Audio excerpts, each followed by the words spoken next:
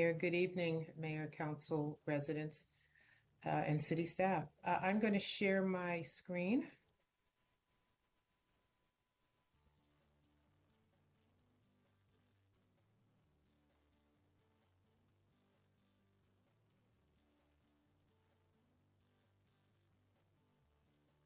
Okay, are you? We can see it. Okay, good. All right, so once again, good evening, everyone. I'm just going to go right into the agenda. Okay, so I just want to acknowledge that this is May has actually May is there's a lot of recognitions in May, but this week or for the next 2 weeks we have Military Appreciation Month, where we just want to thank and honor all of those who have served in uniform, served their country, those who have sacrificed, and those who continue to serve. It's also Public Recognition Week and Municipal Clerks Week. To the left is the agenda that I'll follow. All right, and I do want to just say a few words very quickly about Public Service Week, because Public Service Week actually does consider residents and those who have served not only in federal, state, but also local governments. The first week of May, that's the actual nationwide campaign that really acknowledges all the contributions.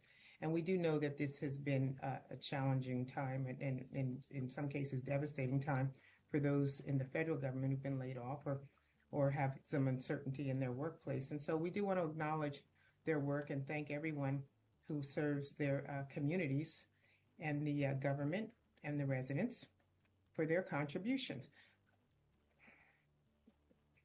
Okay, we do really just appreciate them and we want to celebrate them. All right, and of course, right here at home, we want to acknowledge our municipal clerk. It's also Municipal Clerks Week, and so just to say a few words about our clerk, we appreciate the staff. They are really critical to keeping our city running, and we know that many of us could not do our job without them. And so Nate says the office is connected to everything that happens, and he tackles and learns from each new challenge. Being a resource for residents is one of the most rewarding parts of his job. And our deputy city clerk, Kiana, says that she loves supporting residents, the staff, the city council, and she considers themselves the gatekeepers for elections and for resolutions, ordinances, and she's proud to serve and support the community. So I do just want to acknowledge that. And we thank them, and we are very happy to have both of them. Okay, we've got a couple new businesses that we're pretty excited about. We've got this Snow Crane ice cream shop, and let's see. I just want to mention that is run by a Michelin star chef, Takashi Nishikawa. I don't want to mess up his name, but it's Japanese ice cream. They're going to open soon. It's an inspired shop. They have all kinds of unique flavors, and they'll have teas. And they signed their lease on 28 April, and they asked a lot of the residents to come out and support them while they were doing that. And they'll also open again. They'll open later this year. So again, on the 28th of April was just kind of a welcoming because they signed their lease. We also have a new ramen place, and both of these are right here on Baltimore Avenue, right under Canvas, the new apartment building there. And so Akira is a Japanese chain, and it was named by one of the newspapers, the Washington Post, as one of the best ramen shops in the DC area. So just want to acknowledge that and welcome them to the area. Sounds good. We had an awards banquet this past weekend, and I know many of the council members attended, so we thank you for that. And okay, that was just this Saturday, and these are the three officers that I will acknowledge. Now, I will tell you that many of the officers received awards for leadership and teamwork and all the great things that they've done to support and protect and defend this community. But I do want to just acknowledge our Officer of the Year, PFC Maynard Hernandez. Our Civilian of the Year is Victoria Petrus. She's in the dispatch department. And our Community Officer of the Year is Sergeant Jessica Williams. So I just want to acknowledge those three and all of the officers in our police department. They really do work hard for this community. We also had a drug take back day recently. That was just last weekend. We partnered. This is actually the first time that we partnered with First United Methodist Church and Prince George's County Department of Health to support National Drug Take Back Day. And then we also hosted one right here at the city building because that's what the residents are used to doing. But we just appreciate all the residents that came out and took some of these drugs off the street. Thanks to Sergeant Lucas, Acting Sergeant Lucas, PFC Polichka, who's our new community action team member, and Reggie Bagley, who supported, he and Lucas supported the event at the church. 76 pounds is what we were able to take off the street and send over to DEA to be destructed.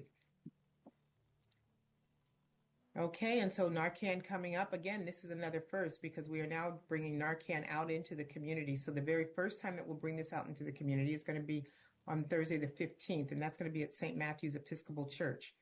And then the rest of the classes will continue. The English class will take place right here in the city building.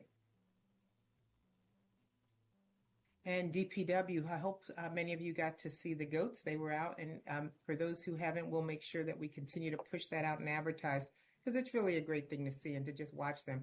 They're actually just cleaning up our parks, so they eat most of the invasive vines, so we appreciate that. And then on Arbor Day, we had a lot of volunteers from Gonzaga, so we had students, and they planted over 50 trees all around the city that last week in April. So we thank Gonzaga and all the other resident volunteers and the DPW and Dawn Taft for bringing the goats back to the city again and giving us something to smile about out there in the park. DPW had a community meeting. They did a walk and talk with neighbors. They're just looking for opportunities to meet with the neighbors and try to address stormwater concerns and challenges. They will continue to do this. Coming soon, though, the city is going to bring the walk and talk series back to the community. We'll be working with the council members to schedule time in their wards, and so we'll have the police chief and DPW, the director of economic development, business and economic development. And so we'll just come out to your communities just to walk through the community with the council members and talk to the residents and see if there are things in your neighborhood that you'd like us to address. We just want to create more of an atmosphere of teamwork and working together to make improvements. So you'll see that coming up towards the end of the month of May. We'll start scheduling those with the ward representatives. In the meantime, we do appreciate Low Impact Development Center, who hosted this one with Director Riddle. We also had Asian American Native Hawaiian Pacific Islander Heritage Month. We did that out in Ward 3, out in the UTC. Thank you. That's what I was reaching for. University Town Center, Hyattsville Crossing area. That our race and equity officer did that in collaboration with the community business and economic development team. They had some dancing and some pre-events, and it was just a lot of fun out there. And so we want to continue to try to activate that area. So we'll continue to bring more events back. Mayor, we appreciate you and many of the council members who were out there supporting Council 3. Ward representative was there, and a few others came out, so we appreciate that. Can I stop you for a second? There's a picture. You may. Picture there with Council Member Redmond holding the board as the karate expert is breaking that board. I think he almost missed it. And looks oh no! Just saying. Go All right, that's a good sport right there. Sorry. All right. We also had our 139th birthday celebration. This is a lot of fun. This is probably one of the most turnout, the biggest turnout that we've had in a long time. We think that there were 2,000 members that were out there, and you can see all the fun things that happen: horseback riding, food trucks, bands. Council Vice President Wazak was able to represent you, Mayor, and introduce all of the individuals that worked on the flag design committee. So they were up there on stage to be acknowledged. And then, of course, Laura was a good sport up there in the DPW bucket truck, and she unveiled our new Hyattsville flag. And you can see all of the elected officials that came out. That's Councilwoman Jolene Ivey, Senator Augustine, Senator Washington, And of course, all of our council members and many other elected officials were there. So, along with the community members, and they got to engage the community. So, it was a lot of fun. So, I thank the community services team for putting that on, and all the volunteers. We had a lot of staff volunteers that helped out as well. Ceramics project. Our youth are just doing fun things, and so they had the drop-in program. They had a ceramics class taught by Miss Miller, and they'll continue to do those kinds of classes as they move through the summer. The Hyattsville Life and Times hosted a really informative candidate forum. What we appreciated is that they invited our Youth Advisory Council. So you can see our youth up there asking questions of the candidates, and they were really engaged, and they really had a good time talking to all the people that were there, and all of the candidates embraced them. All of the council members were there. Nice community turnout. So just want to applaud our youth and thank the Life and Times and all the candidates for participating. And Nate, I'm going to let you talk to this one because we are just 1 week, exactly 1 week out from the city elections. We did have early voting last Saturday, and so we saw a steady stream, about 30, 40 people. I don't know the exact count, Nate, but if you were on and you'd like to address this slide, please do. Absolutely. Yeah, 1 week to go, everybody. Really exciting. And so the election is next Tuesday, May 13th. And we still have a couple different ways you can vote. So if you want to vote in person, please come to the city building at 4310 Gallatin Street. Polls will be open from 7 a.m. to 8 p.m. And if you are not registered, but you live in the city, you've been here for 30 days, and you're not registered anywhere else, we will do same-day registration. So please come on out and cast your vote. Also, if you still have your mail-in ballot, you can still turn those in. It is recommended to use a ballot drop box. Please do not use the U.S. Postal Service this close to the election because we want to ensure that we get it in time. We have ballot drop boxes at 3 different places throughout the city. We have one right here at the city building. We have one at Herrick Park and one at the Hyattsville Library. Make sure that if you are going to use a drop box that you make sure it's in that box by 8 p.m. next Tuesday. Another wrinkle that we found recently is that the county has sent out their mail-in ballots. And so make sure that you're only putting city ballots in the city boxes. The county has different boxes. None of them are actually inside Hyattsville, their boxes. So make sure you find a county box and put it in there, or you can mail those back into the county. And as Tracey mentioned, as the city administrator mentioned earlier, we had wonderful event of early voting at St. Matthew's Episcopal Church. So thank you to them for allowing us to use their space on Saturday. And that's all I have. Great. Thanks, Nate. Okay, so I'm just going to go right through the weekly offerings. And remember, we do this because we just want to remind everyone. And then I actually read through these because we want people who are not able to see it to be able to hear what's coming up. So I go through these pretty fast, but remember that they're also on the website, and you can call us anytime and we'll go through them that way as well. So we have the seated exercise class for older adults. That's on Wednesday. That's every Wednesday, really, from 10 to 11. And then we have the Zumba class, the same on Wednesdays, but it's from 4 to 5. Then digital literacy and instruction classes. Those are on Wednesdays from 12 to 1. All of these are right here in the municipal building. And then we've got a bunch of committee meetings coming up. So we've got the Ethics Commission meeting on the 6th, Shade Tree Board meeting on the 7th, Youth Advisory Council on the 8th, Ethics Commission meeting on the 13th.